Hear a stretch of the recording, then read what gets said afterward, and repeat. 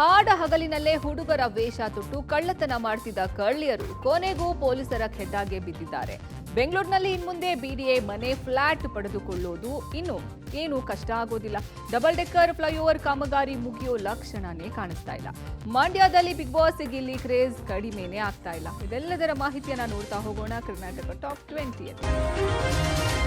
ರಾಜ್ಯ ರಾಜಕೀಯಕ್ಕೆ H D. Kumaraswamy entry ಸುದ್ದಿ ಬೆನ್ನಲ್ಲೇ ಬಿಜೆಪಿ ಜೆಡಿಎಸ್ ಮಧ್ಯೆ ಮುನಿಸು ಶುರುವಾಗುತ್ತಾ ಎಂಬ ಪ್ರಶ್ನೆ ಮೂಡಿದೆ.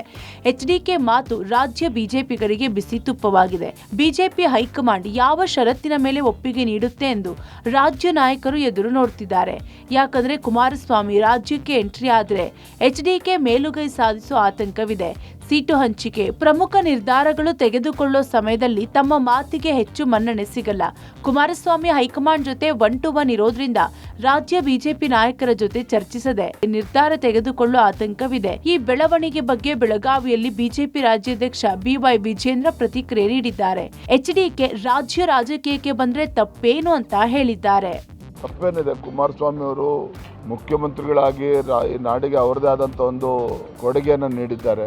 ಮತ್ತೆ ರಾಜ್ಯ ರಾಜಕಾರಣಕ್ಕೆ ಬರ್ತೇನೆ ಅಂತ ಹೇಳಿದ್ರೆ ಅದ್ರಲ್ಲಿ ತಪ್ಪೇನಿದೆ. ನಮ್ಮಲ್ಲಿ ಮುಕ್ತವಾದಂಥ ತೀರ್ಮಾನ ಇಟ್ಟುಕೊಂಡಿದ್ದೇವೆ. ನಮ್ಮಿಂದ ಯಾವುದೇ ರೀತಿಯಲ್ಲಿ ಮೈತ್ರಿಯ ವಿಷಯದಲ್ಲಿ ಗೊಂದಲಕ್ಕೆ ಎಡೆ ಮಾಡಿಕೊಡಬಾರದು ಅನ್ನೋದು ನಮ್ಮ ಅಭಿಪ್ರಾಯ ಇದೆ. ಮುಂದಿನ ದಿನಗಳು ಯಾವ್ಯಾವ ಥರ ಒಂದು ರಾಜಕೀಯದ ಬೆಳವಣಿಗೆ, ಸ್ಥಳೀಯ ಸಮಸ್ಯೆಗಳ ಬಗ್ಗೆ ಸ್ಥಳೀಯವಾಗಿ ನಮ್ಮ BJP ನಾಯಕರುಗಳ ತೀರ್ಮಾನಗಳೇನಿದೆ ಇದೆಲ್ಲವನ್ನು ನೋಡ್ಕೊಂಡು ತೀರ್ಮಾನ ಮಾಡಬೇಕಲ್ಲ. VBG ರಾಮ್ಜಿ ಮರುನಾಮಕರಣ ವಿಚಾರದಲ್ಲಿ ಕಾಂಗ್ರೆಸ್ ದ್ವೇಷ ಸಾಧಿಸಲು ಹೊರಟಿದೆ ಅಂತ ಬಿಜೆಪಿ ರಾಜ್ಯಾಧ್ಯಕ್ಷ BY ವಿಜಯೇಂದ್ರ ಗುಡುಗಿದ್ದಾರೆ. ಬೆಳಗಾವಿಯಲ್ಲಿ ಮಾತನಾಡಿದ ಅವರು, ವಿಶೇಷ ಅಧಿವೇಶನದ ಮೂಲಕ ಶಾಸನ ಸಭೆಯ ಪಾವಿತ್ರ್ಯತೆಯನ್ನ ಕಾಂಗ್ರೆಸ್ ಹಾಳು ಮಾಡ್ತಾ ಇದೆ. ಕೇಂದ್ರ ಸರ್ಕಾರದ ವಿರುದ್ಧ ಜನರನ್ನ ಎತ್ತಿಕಟ್ಟಲು ಬಳಸಲಾಗ್ತಾ ಇದೆ. ಒಕ್ಕೂಟ ವ್ಯವಸ್ಥೆ ಹಾಳು ಮಾಡುವ ಕುತಂತ್ರ ನಡೆಸಲಾಗ್ತಾ ಇದೆ. ಕೇಂದ್ರದ ವಿರುದ್ಧ ಸಿಎಂ ಸಿದ್ದರಾಮಯ್ಯ ಪದೇ ಪದೇ ವಿಷ ಕಾರ್ತಾ ಇದ್ದಾರೆ. ಕೇಂದ್ರದ ವಿರುದ್ಧ ಅಪಪ್ರಚಾರ ಮಾಡಿ ತಮ್ಮ ಸಿಎಂ ಕುರ್ಚಿ ಉಳಿಸಿಕೊಳ್ಳಲು ಪ್ರಯತ್ನ ಪಡ್ತಾ ಇದ್ದಾರೆ. DK ಶಿವಕುಮಾರ್ಗೆ ಕೈ ಕೊಡಲು ಸದನ ಬಳಕೆ ಮಾಡಿಕೊಳ್ತಾ ಇದ್ದಾರೆ. ರಾಜ್ಯದಲ್ಲಿ ಕಾಂಗ್ರೆಸ್ ಸರ್ಕಾರ ಬಂದು 3 ವರ್ಷ ಆಗಿದೆ. ಇವರು ಕಡಿದು ಕಟ್ಟೆ ಹಾಕಿದ್ದು ಏನು ಅಂತ ಮೊದಲು ಹೇಳಿ ಅಂತ ವಾಗ್ದಾಳಿ ನಡೆಸಿದರು. ಕೇಂದ್ರ ಸರ್ಕಾರದ ವಿರುದ್ಧ ಜನರನ್ನ ಎತ್ಕಟ್ಟೋದಕ್ಕೆ ಸದನವನ್ನ ಬಳಸ್ತಾ ಇರುವಂಥದ್ದು ಭಾರತೀಯ ಜನತಾ ಪಾರ್ಟಿ ನಾವು ಇದನ್ನು ಖಂಡಿಸ್ತೇವೆ. ಒಕ್ಕೂಟ ವ್ಯವಸ್ಥೆನ ಹಾಳು ಮಾಡುವಂತ ಒಂದು ಕುತಂತ್ರವನ್ನ ನಡೆಸ್ತಾ ಇರುವಂಥದ್ದು ಮೇಲ್ನೋಟಕ್ಕೆ ಗೊತ್ತಾಗ್ತದೆ. ಮುಖ್ಯಮಂತ್ರಿ ಕುರ್ಚಿಯನ್ನು ಉಳಿಸ್ಕೊಳ್ಳೋದಕ್ಕೆ, ಕಾಲಹರಣ ಮಾಡೋದಕ್ಕೆ, DK ಶಿವಕುಮಾರ್ ಕೈ ಕೊಡೋದಕ್ಕೆ ಈ ಸದನವನ್ನ, ಈ ಅಧಿವೇಶನವನ್ನ ಬಳಸ್ತಾ ಇದ್ದಾರೆ ಅನ್ನೋದು ರಾಜ್ಯದ ಜನ ಚರ್ಚೆ ಮಾಡ್ತಾ ಇದ್ದಾರೆ. ಹಾಗಾಗಿ ಮಾನ್ಯ ಮುಖ್ಯಮಂತ್ರಿಗಳಿಗೆ ನಾನು ಈ ಸಂದರ್ಭದಲ್ಲಿ ಹೇಳೋದು ಇಷ್ಟೇ, ನಿಮ್ಮ ಸರ್ಕಾರ ಬಂದು 2.5 ವರ್ಷ ಬಹುದು, ಹತ್ತತ್ರ 3 ವರ್ಷಗಳು ಬರ್ತಾ ಇದೆ. ನೀವೇನು ಸಾಧನೆ ಮಾಡಿದ್ದೀರಿ, ಜನಪರ ಯೋಜನೆಗಳನ್ನು ಏನು ಕೊಟ್ಟಿದ್ದೀರಿ, ಏನು ಕಡಿದು ಕಟ್ಟೆ ಹಾಕಿದ್ದೀರಿ. ಬೆಂಗಳೂರಿನಲ್ಲಿ ಮನೆಗಳ್ಳತನ ಕೇಸ್ ಬೆನ್ನಟ್ಟಿದ ಪೊಲೀಸರೇ ಶಾಕ್ ಆಗಿದ್ದಾರೆ. ಹುಡುಗರ ರೀತಿ ಡ್ರೆಸ್ ಮಾಡಿಕೊಂಡು ಮನೆಗೆ ಎಂಟ್ರಿ ಕೊಡ್ತಾ ಇದ್ದ ಹುಡುಗಿಯರು ತಮ್ಮ ಕೈಚಳಕ ತೋರ್ತಾ ಇದ್ರು. ಸಂಪಿಗೆಹಳ್ಳಿ ನಿವಾಸಿಗಳಿಗೆ 2 ಕಳ್ಳಿಯರೇ ದೊಡ್ಡ ತಲೆನೋವಾಗಿದ್ರು. 3 ದಿನದ ಹಿಂದೆ ಸಂಪಿಗೆಹಳ್ಳಿಯ ಸಂಗಮೇಶ್ ಅನ್ನೋರ ಮನೆಯಲ್ಲಿ ಕಳ್ಳತನ ನಡೆದಿತ್ತು. ಸ್ಥಳಕ್ಕೆ ಹೋದ ಪೊಲೀಸರು CCTV ಪರಿಶೀಲನೆ ನಡೆಸಿದರು. ಈ ವೇಳೆ 2 ಹುಡುಗರು ನಡೆದುಕೊಂಡು ಹೋಗೋದು ಪತ್ತೆಯಾಗಿತ್ತು. CCTV ಬೆನ್ನತ್ತಿ ಆರೋಪಿಗಳನ್ನು ವಶಕ್ಕೆ ಪಡೆದ ಪೊಲೀಸರೇ ಒಂದು ಕ್ಷಣ ಶಾಕ್ ಆಗಿದ್ರು. ಯಾಕಂದ್ರೆ ಪೊಲೀಸರ ಖೆಡ್ಡಾಗೆ ಬಿದ್ದಿದ್ದು ಹುಡುಗರಲ್ಲ, ಹುಡುಗಿರು ಅನ್ನೋದು ಪತ್ತೆಯಾಗಿದೆ. ಆರೋಪಿ ಶಾಲು ಮತ್ತು ನೀಲು 2 ಟ್ಯಾನ್ರಿ ರಸ್ತೆಯ ನಿವಾಸಿಗಳು ಅಂತ ಗೊತ್ತಾಗಿದೆ. ಹುಡುಗರ ರೀತಿ ಪ್ಯಾಂಟ್, ಶರ್ಟ್, ಟೋಪಿ ಹಾಕೊಂಡು ಬೈಕ್ನಲ್ಲಿ ಓಡಾಡ್ತಾ ಇದ್ರು. ನಿರ್ಜನ ಪ್ರದೇಶದ ಮನೆಗಳಲ್ಲಿ ಹಾಡು ಹಗಲೇ ಕಳ್ಳತನ ಮಾಡ್ತಾ ಇದ್ರು. ಸದ್ಯ 2ರನ್ನ ಬಂಧಿಸಿದ ಪೊಲೀಸರು ವಿಚಾರಣೆ ನಡೆಸಿದ್ದಾರೆ. ಬಿಡಿಎ ಮನೆ ಫ್ಲಾಟ್ ಹಂಚಿಕೆಯ ನಿಬಂಧನೆಗಳಲ್ಲಿ ಬದಲಾವಣೆಯಾಗಿದೆ. 10 ವರ್ಷ ಬೆಂಗಳೂರಿನಲ್ಲಿ ವಾಸ ಇರಬೇಕು ಎಂಬ ನಿಯಮವನ್ನ ಕೈಬಿಡಲಾಗಿದೆ. ಈ ನಿಯಮದಿಂದ ಸ್ಥಳೀಯರಿಗೆ ಮನೆ ಸಿಗೋದು ಕಷ್ಟ ಆಗ್ತಿದೆ. ಯಾಕಂದ್ರೆ ಇನ್ಮುಂದೆ ಬಿಡಿಎ ಮನೆ ಫ್ಲಾಟ್ ಪಡೆಯೋಕೆ ಬೆಂಗಳೂರಿನಲ್ಲಿ 2 ವರ್ಷ ವಾಸವಿದ್ರೆ ಸಾಕು. ಬೆಂಗಳೂರಿನ ವಿಳಾಸ ಇರಬೇಕು, ಆಧಾರ್ ಕಾರ್ಡ್ನಲ್ಲಿ ಕರ್ನಾಟಕದಲ್ಲಿ ವಾಸ ಇರಬೇಕು ಎಂಬ ನಿಯಮ ಜಾರಿ ಮಾಡಿದೆ.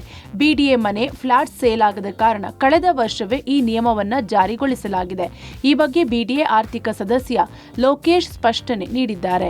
ಮನೆಗಾಗಿ ಸಲ್ಲಿಸಿದ ಒಂದೇ ಒಂದು ಅರ್ಜಿ ಪೆಂಡಿಂಗ್ ಇಲ್ಲ. ಎಲ್ಲರಿಗೂ ಮನೆ ಕೊಟ್ಟಿದ್ದೇವೆ. ಇನ್ನು 2400 ಮನೆಗಳು ಇವೆ. ಅರ್ಜಿ ಹಾಕಿದ್ರೆ ಮನೆ ಕೊಡ್ತೀವಿ. ಅರ್ಜಿ ಹಾಕಿ ಮನೆ ಹಂಚಿಕೆ ಆಗಿಲ್ಲ ಅನ್ನೋದು ಸುಳ್ಳು. ಸೈಟ್ ಖರೀದಿಗೆ ಮಾತ್ರ ನಿಯಮಗಳು ಇವೆ. ಅದರಲ್ಲಿ ಯಾವುದೇ ನಿಯಮಗಳು ಬದಲಾವಣೆ ಆಗಿಲ್ಲ. ಸೈಟ್ ಖರೀದಿಗೆ 10 ವರ್ಷ ಬೆಂಗಳೂರು ನಿವಾಸಿ ಆಗಿರಬೇಕು ಅಂತ ಹೇಳಿದ್ದಾರೆ. 10 ವರ್ಷ ಇರಬೇಕು, 5 ವರ್ಷ ಇರಬೇಕು, ಕರ್ನಾಟಕದಿಂದ ನಿಯಮ ಇಲ್ಲ, ಸಡಿಲಗೊಳಿಸಿದ್ದೀವಿ. ನಮಗೆ 2 ವರ್ಷದಿಂದ ಇದಾಯಿತು. ಅವರ ಆಧಾರ್ ಕಾರ್ಡ್ನಲ್ಲಿ ಕರ್ನಾಟಕದ ವಿಳಾಸ ಇದೆ. ಸರಳೀಕರಣ ನಾವು ಹೆಚ್ಚಿನ ಬೇಡಿಕೆ ಬರ್ತಾ ಇರಲಿಲ್ಲ, ಮತ್ತು ಎಲ್ರಿಗೂ ಕೊಡಬೇಕು. ಈಗ ಹೊರಗಡೆಯಿಂದ ಬಂದರಿಗೂ ಕೂಡ ಮನೆ ಕೊಡಲೇಬೇಕಲ್ಲ. ಯಾರು ಬೇಕಾದ್ರೂ ಬಂದು ಈ ಕ್ಷಣಕ್ಕೆ ನಾವು ಅವರಿಗೆ ಅಲಾಟ್ಮೆಂಟ್ ಮಾಡಿಕೊಡ್ತೀವಿ. ಪೆಂಡಿಂಗ್ ಯಾವುದೂ ಇಲ್ಲ. ಆನ್ಲೈನ್ ಬುಕ್ಕಿಂಗ್ ಅಲ್ಲ, ಆನ್ಲೈನ್ ಬುಕ್ಕಿಂಗ್ ಮಾಡೋದ್ರಿಂದ ಪೆಂಡಿಂಗ್ ಪ್ರಶ್ನೆ ಬರೋದು. ಸೈಟ್ ವಿಸಿಟ್ಗಳಿಗೆ ನಮ್ಮ ಕಾಯ್ದೆನಲ್ಲಿ ಮತ್ತು ರೂಲ್ಸ್ನಲ್ಲಿ ನಿಯಮಗಳು ಇದ್ದಾವೆ. ಸೀನಿಯಾರಿಟಿ ಮೇಲೆ ಅದನ್ನು ಹಂಚಿಕೆ ಮಾಡ್ತೀವಿ. ಡಬಲ್ ಡೆಕ್ಕರ್ ಫ್ಲೈಓವರ್ ಒಂದು ಭಾಗ ಅಷ್ಟೇ ಸಂಚಾರಕ್ಕೆ ಮುಕ್ತ ಆಗಿದೆ, ಮತ್ತೊಂದು ಭಾಗ ಆಗಿಲ್ಲ. ಜನವರಿ ಆರಂಭದಲ್ಲಿ ಸಂಚಾರಕ್ಕೆ ಮುಕ್ತ ಆಗುತ್ತೆ ಅಂತ BMRCL ಹೇಳಿತ್ತು. ಆದ್ರೆ ಇನ್ನೂ 2-3 ತಿಂಗಳು ಡಬಲ್ ಡೆಕ್ಕರ್ ಮತ್ತೊಂದು ಭಾಗ ಸಂಚಾರಕ್ಕೆ ಮುಕ್ತ ಆಗೋದು ಅನುಮಾನವಾಗಿದೆ. ರಾಗಿಗುಡ್ಡ ಟು ಸಿಲ್ಕ್ಪುರ್ ಡಬಲ್ ಡೆಕ್ಕರ್ ಫ್ಲೈಓವರ್ನ ಒಂದು ಭಾಗ ಸಂಚಾರಕ್ಕೆ ಮುಕ್ತ ಆಗಿದೆ. ಇದರಿಂದ ಟ್ರಾಫಿಕ್ ಸಮಸ್ಯೆ ಸುಧಾರಿಸಿದೆ. ಆದ್ರೆ ಮತ್ತೊಂದು ಭಾಗ ವರ್ಷಗಳೇ ಕಳೆಯುತ್ತಾ ಬಂದ್ರೂ ಇನ್ನೂ ಸಂಚಾರಕ್ಕೆ ಮುಕ್ತವಾಗಿಲ್ಲ. ಇನ್ನೂ ತುಂಬಾ ಕಾಮಗಾರಿ ಬಾಕಿ ಉಳಿದಿದ್ದು 2-3 ತಿಂಗಳು ಸಂಚಾರಕ್ಕೆ ಮುಕ್ತ ಆಗೋದು ಡೌಟ್ ಎನ್ನಲಾಗಿದೆ. ಈ ಮೇಲ್ಸೇತುವೆ ಕಾಮಗಾರಿಯಿಂದ ಸಂಚಾರ ದಟ್ಟಣೆ ಆಗ್ತಿದೆ. 3.57 ಕಿಲೋಮೀಟರ್ ಉದ್ದದ ಈ ಡಬಲ್ ಡೆಕ್ಕರ್ ಮೇಲ್ಸೇತುವೆ 400 ಕೋಟಿ ವೆಚ್ಚದಲ್ಲಿ ಮಾಡಲಾಗ್ತಿದೆ. ಕಾಮಗಾರಿ 2 ತಿಂಗಳಲ್ಲಿ ಮುಕ್ತಾಯ ಆದರೆ ಡಬಲ್ ಡೆಕ್ಕರ್ ಫ್ಲೈಓವರ್ ಮಾರ್ಚ್ ತಿಂಗಳ ವೇಳೆಗೆ ಸಂಚಾರಕ್ಕೆ ಮುಕ್ತ ಆಗುವ ಸಾಧ್ಯತೆ ಇದೆ. ಮಂಡ್ಯದಲ್ಲಿ ಬಿಗ್ ಬಾಸ್ ಗಿಲ್ಲಿ ಕ್ರೇಜ್ ಜೋರಾಗಿದೆ. ಗೂಳಿಯ ಮೇಲೆ ಗಿಲ್ಲಿ ಭಾವಚಿತ್ರ ಬರೆಸಿದ ಅಭಿಮಾನಿಗಳು ಸಂಭ್ರಮಿಸ್ತಾ ಇದ್ದಾರೆ. ಸುಗ್ಗಿ ಹಬ್ಬದ ಹಿನ್ನೆಲೆಯಲ್ಲಿ ರಾಸುಗಳಿಗೆ ಶೃಂಗಾರ ಮಾಡಲಾಗಿದ್ದು ಈ ಬಾರಿ ಕೊಂಚ ಡಿಫರೆಂಟ್ ಆಗಿದೆ. ಗೂಳಿ ಮೇಲೆ ಗಿಲ್ಲಿ ಭಾವಚಿತ್ರ ಬಿಡಿಸಿದ ಅಭಿಮಾನಿಗಳು ಗಿಲ್ಲಿ ಚಿತ್ರಕ್ಕೆ ತೆಂಗಿನಕಾಯಿ ನಿವಾಳಿಸಿ ದೃಷ್ಟಿ ತೆಗೆದಿದ್ದಾರೆ. ಗೂಳಿಯ ಮೇಲಿನ ಗಿಲ್ಲಿ ಚಿತ್ರಕ್ಕೆ ಹೂವು ಹಾಗೂ ಹಾಲಿನ ಅಭಿಷೇಕ ಮಾಡಿದ್ದಾರೆ. ಎಲ್ಲರೂ ಸೈಲೆಂಟ್ ಆಗಿರಬೇಕು, ಗೆಲ್ಲೋದು ಗಿಲ್ಲಿನೇ ಅಂತ ಘೋಷಣೆ ಕೂಗಿದ್ರು. ಬಿಗ್ ಬಾಸ್ ಸ್ಪರ್ಧಿ ಗಿಲ್ಲಿ ಗೆಲುವಿಗಾಗಿ ಕರವೇ ಶಿವರಾಮೇಗೌಡ ಬಣ ಶುಭ ಹಾರೈಸಿದೆ. ಒಂದು ಕಡೆ ಅಶ್ವಿನಿ ಪರ ಕನ್ನಡ ಪರ ಸಂಘಟನೆಗಳು ಬೆಂಬಲ ಸೂಚಿಸ್ತಾ ಇದ್ರೆ, ಇತ್ತ ಗಿಲ್ಲಿ ಪರ ಕರವೇ ಶಿವರಾಮೇಗೌಡ ಬಣ ಪ್ರಾರ್ಥನೆ ಮಾಡಿದೆ. ಹಾಸನ ಜಿಲ್ಲೆ ಶಿರಾಡಿಘಾಟ್ನ ರಾಷ್ಟ್ರೀಯ ಹೆದ್ದಾರಿ 75ರ ರಸ್ತೆ ಕಾಮಗಾರಿ ವೀಕ್ಷಿಸಿದ ಜಿಲ್ಲಾ ಉಸ್ತುವಾರಿ ಸಚಿವ ಕೃಷ್ಣ ಬೈರೇಗೌಡ ಹೆದ್ದಾರಿ ಪ್ರಾಧಿಕಾರದ ಅಧಿಕಾರಿ ನಿತಿನ್ಗೆ ತರಾಟೆಗೆ ತೆಗೆದುಕೊಂಡರು. ಕೇಂದ್ರ ಸರ್ಕಾರಕ್ಕೂ ಇದೇ ರೀತಿ ರಿಪೋರ್ಟ್ ಕೊಡ್ತೀರಾ ಅಂತ ಪ್ರಶ್ನಿಸಿದರು. ಬಾಯಿ ಬಿಟ್ಟರೆ ಬರೀ ಸುಳ್ಳು ಹೇಳೋದನ್ನು ಕಲ್ತಿದ್ದೀರಾ, ಸೂರ್ಯನಿಗೆ ಟಾರ್ಚ್ ಹಿಡಿಯೋ ರೀತಿ ಮಾತನಾಡ್ತಾ ಇದ್ದೀರಾ, ನಿಮ್ಮಂಥವರ ಹತ್ರ ಎಲ್ಲನೂ ಮಾತನಾಡಬೇಕಲ್ಲ, ನಮ್ಮ ದೌರ್ಭಾಗ್ಯ.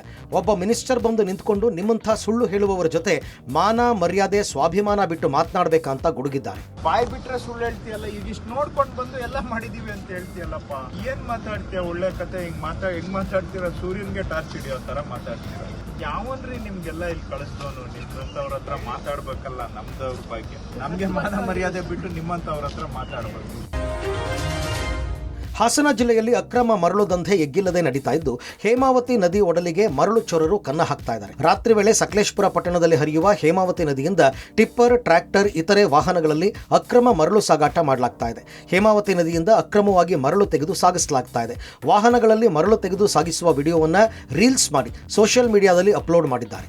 ಯಾರ ಭಯವಿಲ್ಲದೆ ಮರಳು ದಂಧೆ ನಡೆಸಲಾಗ್ತಾ ಇದೆ. 2 ದಿನಗಳ ಹಿಂದೆ ರಾತ್ರಿ ವೇಳೆ ಟಿಪ್ಪರ್ನಲ್ಲಿ ಮರಳು ಸಾಗಿಸುವಾಗ ತಹಶೀಲ್ದಾರ್ ಸುಪ್ರೀತಾ ದಾಳಿ ನಡೆಸಿದರು. ಮರಳು ಸಾಗಿಸುತ್ತಿದ್ದ ಟಿಪ್ಪರ್ಗೆ ಅಡ್ಡಲಾಗಿ ಜೀಪ್ ನಿಲ್ಲಿಸಿದ್ರು. 2 ಟಿಪ್ಪರ್, 1 ಟ್ರ್ಯಾಕ್ಟರ್ ಅನ್ನ ಮರಳು ಸಮೇತ ವಶಕ್ಕೆ ಪಡೆದಿದ್ರು. ಆದರೆ ಕಣ್ಣು ಮುಂದೆ ಅಕ್ರಮ ಮರಳು ದಂಧೆ ನಡೀತಾ ಇದ್ದರೂ ಪೊಲೀಸ್ ಇಲಾಖೆ ಕಣ್ಮುಚ್ಚಿ ಕುಳಿತಿದೆ. ಹಣ ಪಡೆದು ದಂಧೆಕೋರರಿಗೆ ಪೊಲೀಸರು ಸಾಥ್ ನೀಡ್ತಾ ಇದ್ದಾರೆ ಅಂತ ಆರೋಪ ಕೇಳಿಬಂದಿದೆ. ಮಲೆ ಮಹದೇಶ್ವರ ಬೆಟ್ಟಕ್ಕೆ ಪಾದಯಾತ್ರೆ ಸಾಗುವ ಮಾದಪ್ಪನ ಭಕ್ತರಲ್ಲಿ ಚಿರತೆ ಭೀತಿ ಹೆಚ್ಚಾಗಿದೆ. ಚಾಮರಾಜನಗರ ಜಿಲ್ಲೆ ಹನೂರು ತಾಲೂಕಿನ ಮಹದೇಶ್ವರ ಬೆಟ್ಟದ ತಾಳಬೆಟ್ಟ ಪ್ರದೇಶದಲ್ಲಿ ಚಿರತೆ ಪ್ರತ್ಯಕ್ಷಗೊಂಡಿದ್ದು ಭಕ್ತರಲ್ಲಿ ಆತಂಕ ಮೂಡಿಸಿದೆ. ರಸ್ತೆ ಬದಿಯಲ್ಲೇ ಇರುವ ಸೇತುವೆ ಮೇಲೆ ಚಿರತೆ ಕುಳಿತಿದ್ದ ದೃಶ್ಯ ಮೊಬೈಲ್ ಕ್ಯಾಮೆರಾದಲ್ಲಿ ಸೆರೆಯಾಗಿದೆ. ಹೀಗಾಗಿ ಪಾದಯಾತ್ರೆ ಮೂಲಕ ಸಾಗ್ತಾ ಇದ್ದ ಭಕ್ತರು ಹೆದರಿದ್ದಾರೆ. ರಾಜ್ಯದ ನಾನಾ ಭಾಗಗಳಿಂದ ಮಲೆ ಮಹದೇಶ್ವರ ಬೆಟ್ಟಕ್ಕೆ ಆಗಮಿಸುವ ಭಕ್ತರು ಎಚ್ಚರ ವಹಿಸಬೇಕಾಗಿದೆ. ವಿಶೇಷವಾಗಿ ಬೆಳಗ್ಗೆ ಮತ್ತು ರಾತ್ರಿ ಹೊತ್ತಲ್ಲಿ ಅಪಾಯ ಹೆಚ್ಚಾಗಿದ್ದು, ಮಕ್ಕಳು, ವೃದ್ಧರು ಮತ್ತು ಮಹಿಳಾ ಭಕ್ತರು ಎಚ್ಚರಿಕೆ ವಹಿಸಬೇಕು. ಈ ಹಿನ್ನೆಲೆಯಲ್ಲಿ ಅರಣ್ಯ ಇಲಾಖೆ ತಕ್ಷಣ ಕ್ರಮ ಕೈಗೊಂಡು ಭಕ್ತರ ಸುರಕ್ಷತೆಗಾಗಿ ಅಗತ್ಯ ಮುನ್ನೆಚ್ಚರಿಕೆ ವಹಿಸಬೇಕು ಅಂತ ಭಕ್ತರು ಒತ್ತಾಯಿಸಿದ್ದಾರೆ. ಇನ್ನೊಂದೆಡೆ ಚಾಮರಾಜನಗರ ಜಿಲ್ಲೆ ದೊಡ್ಡರಾಯಪೇಟೆ ಸುರಗಿಗುಡ್ಡದ ಬಳಿ ಚಿರತೆ ದಾಳಿಗೆ ಮೇಕಿ ಬಲಿಯಾಗಿದೆ. ಅತ್ತ ಜಿಲ್ಲೆಯ ನಂಜೇದೇವನಪುರ ಗ್ರಾಮದಲ್ಲಿ ಕೂಂಬಿಂಗ್ ಕಾರ್ಯಾಚರಣೆ ನಡೆಸಿದ್ದು, ಅರವಳಿಕೆ ಕೊಟ್ಟು ಹೆಣ್ಣು ಹುಲಿ ಮರಿಯನ್ನ ಸೆರೆ ಹಿಡಿಯಲಾಗಿದೆ. ತಾಯಿ ಹುಲಿ 4 ದಿನದ ಹಿಂದೆ ಬೋನಿಗೆ ಬಿದ್ದಿತ್ತು. ಇನ್ನುಳಿದ 4 ಮರಿಗಳಿಗಾಗಿ ಅರಣ್ಯಾಧಿಕಾರಿಗಳು ಕೂಂಬಿಂಗ್ ನಡೆಸ್ತಾ ಇದ್ದಾರೆ. ಬಾಂಗ್ಲಾದಲ್ಲಿ ಹಿಂದೂಗಳ ವಿರುದ್ಧ ಹಿಂಸಾಚಾರ ಮುಂದುವರೆದಿದೆ. ಸಿಲ್ಹೆಟ್ ಜಿಲ್ಲೆಯ ಗೋವೈನ್ ಘಾಟ್ ಪ್ರದೇಶದಲ್ಲಿ ಇತ್ತೀಚಿನ ಘಟನೆ ನಡೆದಿದ್ದು, ಅಲ್ಲಿ ಹಿಂದೂ ಶಿಕ್ಷಕರೊಬ್ಬರ ಮನೆಯನ್ನು ಗುರಿಯಾಗಿಸಿಕೊಂಡು ಬೆಂಕಿ ಹಚ್ಚಲಾಗಿದೆ. ಬೊಹೋರ್ ಗ್ರಾಮದಲ್ಲಿ ವಾಸಿಸುತ್ತಿದ್ದ ಮತ್ತು ಆ ಪ್ರದೇಶದಲ್ಲಿ ಜುನು ಸರ್ ಎಂದು ಕರೆಯಲ್ಪಡುವ ಶಿಕ್ಷಕ ಬೀರೇಂದ್ರ ಕುಮಾರ್ ಡೇ ಮನೆಯ ಮೇಲೆ ತಡರಾತ್ರಿ ದುಷ್ಕರ್ಮಿಗಳು ದಾಳಿ ನಡೆಸಿದರು. ದಾಳಿಕೋರರು ಮನೆಗೆ ಬೆಂಕಿ ಹಚ್ಚಿದ್ರಿಂದ ಮನೆ ಸುಟ್ಟಿದ್ದು, ಅದೃಷ್ಟವಶಾತ್ ಘಟನೆಯಲ್ಲಿ ಯಾವುದೇ ಪ್ರಾಣಾಪಾಯ ಆಗಿಲ್ಲ. ಇದು ಮೊದಲ ದಾಳಿಯಲ್ಲ ಅಂತ ಸ್ಥಳೀಯರು ಹೇಳ್ತಾ ಇದ್ದಾರೆ. ಬೀರೇಂದ್ರ ಕುಮಾರ್ ಡೇ ಮನೆ ಮೇಲೆ ಈ ಹಿಂದೆಯೂ ದಾಳಿ ನಡೆಸಲಾಗಿತ್ತು ಎನ್ನಲಾಗಿದೆ.